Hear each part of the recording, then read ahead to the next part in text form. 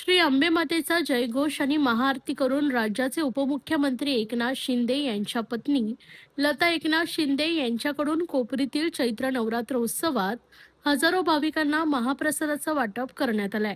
दरम्यान गुरुवारी सायंकाळी सांग्र संगीत सांज आरती करून रात्री देवीच्या दरबारात बलिदान आणि पूर्णाहुती अधिष्ठान करण्यात आलंय. ठाणे पूर्व कोपरी येथील संत तुकाराम महाराज मैदानात महाराष्ट्र राज्याचे उपमुख्यमंत्री एकनाथ शिंदे यांच्या पुढाकारातून दरवर्षी धर्मवीर श्री आनंदिगे प्रतिष्ठानच्या वतीने श्री अंबेमा चैत्र नवरात्र उत्सव साजरा केला जातो. यंदा चैत्र नवरात्र उत्सवात आकर्षक सजावटीसह काल्पनिक मंदिराचा देखावा साकारण्यात आला होता.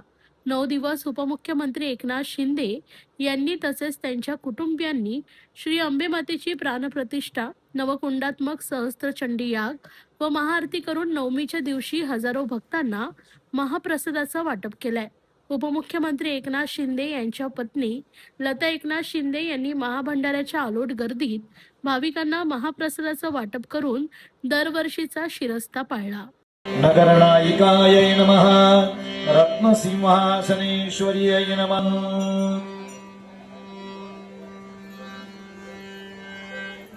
तरुणमल्लिका